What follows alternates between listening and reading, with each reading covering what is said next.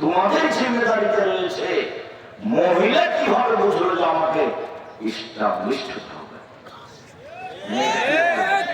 কে ওকে বুঝালো?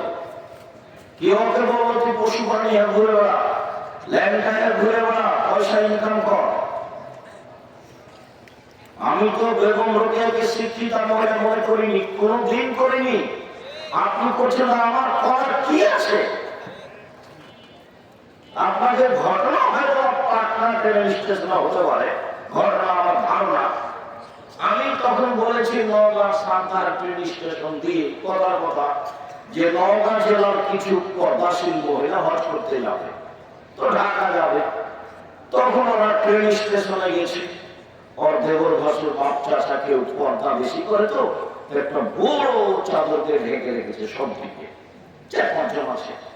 তখন ticket master একটু platform দেখছে, তদন্ত করে কোথায় কি পড়ে আছে।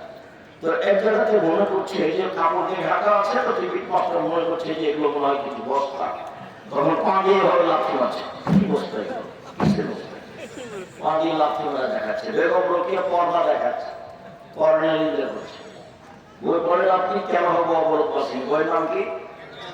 কেন হবো অবরোধবাসী। আপনি পড়ে দেখেন জাতিকে ধ্বংস করে যে সে কি করে জাতির কল্যাণকামী হতে পারে, অসম্ভব। সম্মানিত দিন ভাই বোন, আপনার সূত্রই ভিন্ন।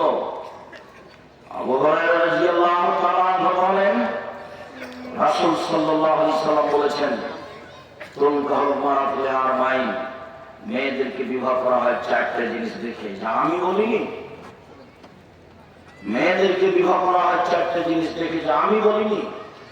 এক, তুনকাহুল মারাতু লিহাসাবিহা, তার বংশ থেকে বিবাহ করা হয়, আমি তা দেখতে বলিনি। বলে মালেহা, তার অর্থ সম্পদ দেখে তাকে বিবাহ করা হয়, তা আমি বলিনি। বলে জামালেহা, তার সংগ্রহতা দেখে মানুষ বিবাহ করে, যেটা আমি বলিনি। বলে দীনেহা, তার পর্দা দেখে বিবাহ করা হয়।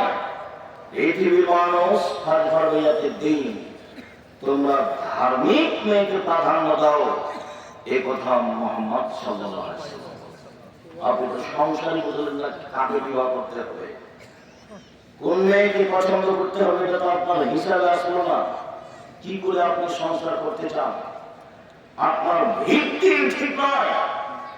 আমার বিবাহের পদ্ধতি নওগাঁ জেলাতে যেটা আছে, চাঁপাইনবাবগঞ্জ জেলাতে যেটা আছে, বৃহত্তর রাজশাহীতে যা নিয়ম নীতি আছে, বিবাহের একটা নিয়ম নীতি যায় না, সবই হারাম। তো যেভাবে আল্লাহ বিবাহ করতে বললেন সেটা করতে পারলেন না, যেভাবে নবী কারীম সাল্লাল্লাহু আলাইহি ওয়াসাল্লাম বিবাহ করতে বললেন সেটা করতে পারলেন না। আবার বিবাহ করার পদ্ধতিতে সামাজিক কথা অবলম্বন করলেন, রাসূলেরটা বাস্তবায়ন করতে পারলেন না, তাহলে বিবাহ সূত্র পদ্ধতি হারাম।